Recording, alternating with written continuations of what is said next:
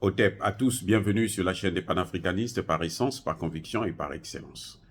Celle des citoyens qui émitent par nécessité et obligation de combat. Nous sommes une chaîne qui n'est guidée que par nos ancêtres et rien que par les ancêtres qui appartiennent à l'égrégore du monde noir. Par conséquent, nous ne croyons en aucun dieu venu de l'étranger. Toutefois, cette vidéo n'est aucunement destinée à inciter à la haine ou à la violence, car nous menons un combat qui est d'abord et avant tout spirituel, intellectuel et démocratique. Ensuite, il est politique, géopolitique et géostratégique, contre l'impérialisme, le colonialisme, le néocolonialisme et l'endocolonat, qui sont tous qualifiés de crimes contre l'humanité. Nous menons ce combat sur la base du principe fondamental que nous avons hérité de nos ancêtres kémites, qui est celui de la Mahat, c'est-à-dire solidarité, vérité et justice. Vous êtes donc en droit de connaître la vérité et nous avons l'obligation de vous dire la vérité, rien que la vérité, afin que justice soit rendue au continent africain. Et ça, c'est notre modeste contribution dans cette noble lutte en faveur de la souveraineté, la dignité, la solidarité et l'unité africaine. C'est exactement ça que nous appelons le panafricanisme. Bien-aimés frères et sœurs, le président congolais, Félix Antoine Tshisekedi Tshilombo, a inauguré ce 8 novembre 2023 la statue du célèbre artiste congolais Papa Wemba. Je crois que je devrais d'abord, si je peux choquer la famille de Papa Wemba, je vous présente toutes mes excuses, ce n'est pas mon intention. Papa Wemba, c'est une icône de la musique congolaise que j'admire beaucoup parce que dans ma jeunesse, ce n'est que c'est l'une des grandes stars que nous avons connues et qui nous a vraiment donné des moments de joie. Mais je voudrais aborder l'aspect politique d'un tel événement. C'est très bien que le président finance la réalisation de cet ouvrage. Je me pose la question de savoir pourquoi il ne l'a pas fait pour le grand Franco. Franco, c'est pas la petite gamme. Hein? Pourquoi il n'a pas fait ça pour Tabouley, qui est le père spirituel de Papa Wemba? Pourquoi il n'a pas fait ça pour... mais il y a toutes ces stars-là. Il devrait faire ça pour tout le monde. Il n'a fait que pour Papa Wemba. Pourquoi? Tshisekedi est en train de divertir la population. Tshisekedi est en train de divertir les Congolais. Tshisekedi est en train de confirmer, comme ce que disait l'autre, que le Zaïre, à l'époque de Mobutu, est un grand bar où chacun joue sa propre musique. Mobutu, pour endormir les gens, parfois ce qu'il faisait, c'est qu'il organise des manifestations dans la ville. Il dit, allez, tout le monde, on fait venir des orchestres qui viennent de tous les villages et tout machin, on leur distribue un peu d'argent, ils chantent, ils dansent et tout machin pour lui. Lui, parfois, il passe pour voir 2, 3 orchestres et puis il s'en va. Mais les gens sont là, ils dansent, ils sont contents et tout, et les gens oublient les vrais problèmes de la nation. 40 ans plus tard, lorsque Mobutu perd le pouvoir, ou 30 ans plus tard, quand il perd le pouvoir, lorsqu'on fait le constat, il n'y a rien, zéro. Il n'a rien fait pour le pays. C'est là que les gens se rendent compte, mais dis donc, mais nous n'avons rien, mais comment on va faire? Le pays est appauvri, il est par terre. Tshisekedi vient avec un autre, puisque chaque génération a ses combats. Il vient avec un autre combat. C'est que le Congo est en train d'être occupé par le Rwanda. Pour les États-Unis, la France, l'Allemagne, l'Angleterre, tous les pays occidentaux, là, ils ont besoin du Congo. Et ils ont déjà déclaré que nous avons besoin de l'Afrique sans les Africains. C'est un paradis. Donc, pendant que, parce que même Kagame, qui est en train de jouer le jeu des Occidentaux, il ne faut pas croire que c'est lui qui va tirer profit. Hein. Non. Le moment venu, là, eux-mêmes, ils vont même le tuer. Oui, parce qu'ils ont besoin de lui en ce moment. C'est lui qui a des hommes disponibles pour faire les sales besognes. Et Tshisekedi joue le jeu.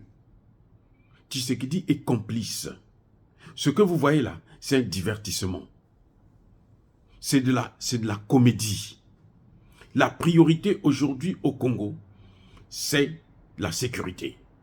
Même les élections, en principe, on n'en a pas besoin. Si Tshisekedi était en train de combattre ces gens-là, depuis qu'il est venu au pouvoir, s'il était en train de former les militaires, depuis qu'il est venu au pouvoir, nous, on allait même dire, bon, on n'organise pas les élections jusqu'à ce qu'on règle ce problème-là définitivement. Mais comme lui, il est là seulement pour s'enrichir et pour enrichir ses copains, pour corrompre tout le monde et pour endormir toute la classe politique. Vous voyez, le Congo est un pays corrompu. Ce n'est pas des hommes qui sont corrompus, mais c'est le pays qui est corrompu. Parce que toutes les institutions de la République sont corrompues. Je dis bien, toutes les institutions du Congo sont corrompues. L'armée, le Parlement, la justice. Mais alors, il n'y a rien qui marche. Et il nous amène, bon, on va aller inaugurer un camp, plutôt une statuette. Tu peux financer, tu peux envoyer la ministre, Catherine Faraha, là, elle pouvait aller inaugurer ça, que ça se passe dans le silence. Lui, le président, il vient. Pendant ce temps, à Goma, là, les M23 sont à 20-30 km. 20-30 km de Goma. Ils sont prêts à prendre Goma. C'est comme ça qu'on disait pour la ville de comment on appelle ça. Il y a une ville là, quand le nom va me revenir, je vais vous le rappeler. Mais attendez, mais pour qui il nous prend ce type-là? Pour qui il prend les Congolais? Pour qui il prend les Africains? Il est président pourquoi? Pour les voyages? Il a fait assez de voyages, vous savez. Hein? Il a dépensé 1 milliard de dollars pour ses voyages seulement. Mais oui, les locations d'avions, les locations d'hôtels, pour les voyages seulement, 1 milliard de dollars. Parce que monsieur s'est baladé. Maintenant, il voit qu'il y a les élections qui approchent.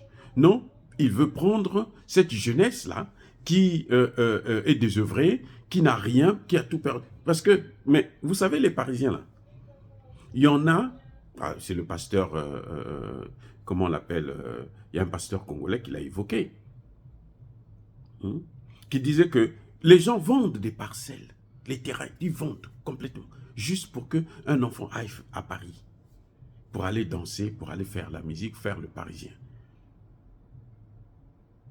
Donc, ça, aujourd'hui là, j'espère que la jeunesse congolaise devrait commencer à réfléchir. Où est-ce que on les amène? Quel est leur avenir? Est-ce que leur avenir, c'est danser? Est-ce que leur avenir, c'est boire? Et puis regarder que les gens, ils prennent tout. Les fonctionnaires, il y a quelques jours, on a trouvé dans un drone des Nations Unies. Un drone des Nations Unies. Vous savez ce qu'on a trouvé? Les armes et l'or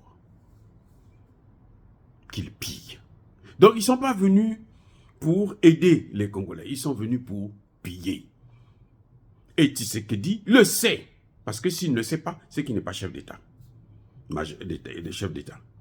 Tshisekedi envoie son chef d'état-major à Goma pour aller voir parce que les FARDC sont, alors, ils sont en train de trahir les Ouazalendo qui sont en train de se battre corps et âme avec les moyens du bord et qui sont en train de donner vraiment alors des raclés à ces gens. Tshisekedi envoie les généraux de Tshisekedi qui sont là à Goma sont en train de les bloquer, les trahir. À peine s'ils ne donnent pas leur position aux ennemis. Et quand le chef d'état-major Chiwewe arrive là-bas, qu'est-ce qu'il fait? Il change toutes les vice-commandants, la seconde colonne, et le patron lui-même, on le garde là. Il a fait quoi? D'après vous, il a fait quoi? Rien. Ça va continuer. Surtout maintenant que les Nations Unies rentrent dans le jeu, ils portent même l'uniforme congolais, c'est fini. Donc Tshisekedi doit arrêter de jouer. Vraiment, il faut qu'il arrête ce jeu. Il s'est assez enrichi. S'il voit qu'il ne peut pas, il n'a qu'à s'en aller. Il s'est assez enrichi, ça suffit. Le contrat qu'il a eu avec Kagame là, ce n'est pas sur le Congo parce que le Congo n'appartient pas à Tshisekedi. Le Congo appartient aux Congolais. Donc, Tshisekedi n'a pas le droit de prendre le Congo pour le donner à Kagame. Ou prendre une portion de terre pour donner à Kagame. Alors, au lieu d'inaugurer l'argent qu'il a utilisé pour inaugurer ou pour faire ce monument-là, on pouvait utiliser ça pour acheter des armes. On pouvait utiliser ça pour former des militaires. Les jeunes là, pour qu'ils aillent au combat. Les jeunes là, ils n'attendent que ça. La musique là, ça ne les nourrit pas. La musique là ne leur apporte pas la sécurité. Et aujourd'hui, la priorité au Congo, la priorité des priorités, c'est la sécurité. On voit comment le Mali est en train de faire, on voit comment le Burkina est en train de faire, on voit comment le Niger plutôt est en train de venir, on voit comment le Centrafrique a fait. Tshisekedi devrait plutôt réfléchir maintenant, au lieu de continuer à divertir la galerie. Dire cela, c'est inciter à la haine ou à la violence, non. Yaba Kolerve, Yamalebe. Encore une fois de plus, bien-aimés frères et sœurs, soyez bénis, je persiste et je signe. Soyez abondamment bénis par le Dieu des Kémites et par nos ancêtres angélisés. Mais que tous ceux qui persécutent le continent africain le pillent et le déstabilisent, qu'ils soient noirs, blancs, chinois, arabes, indiens, qui qu'ils soient punis, maudits, foudroyés, neutralisés, écrasés, effacés par ce Dieu des Kémites et par nos ancêtres angélisés.